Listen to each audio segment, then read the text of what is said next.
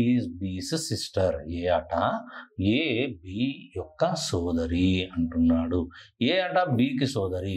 B యొక్క సోదరి capital ఏ. B యొక్క సోదరి క్యాపిటల్ ఏ.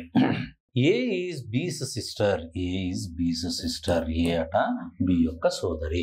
ఆవిడ సోదరి కాబట్టి మైనస్ అని రాశాం. సి ఈజ్ బీస్ మదర్. సి అట బి యొక్క తల్లి. ఇదో సి అట ఎవరికి తల్లి? బికి తల్లి ఈవిడ. Very good. అలాగే C D is C's father. D అట ఎవరికి తండ్రి? సి యొక్క తండ్రి. తండ్రి కాబట్టి పై తరంలో వస్తాడు. Is D's mother.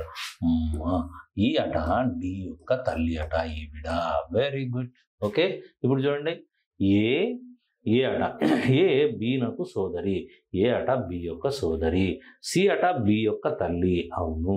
అలాగే డి అట సి యొక్క తండ్రి. అవును. అయితే ఈ అట డి యొక్క తల్లి. అయితే వెరీ గుడ్. ఇప్పుడు క్వశ్చన్ ఏమడుగుతున్నాడు? How is A related to capital D. How is A related to capital D. ఓకేనా? డి నాకు ఏమవును అంటాడు. డి యొక్క కూతురు యొక్క కూతురు. కూతురి యొక్క కూతురు ఏమనాలి? మనుమరాలు అంటాం. ఇంగ్లీష్లో ఏమంటాం?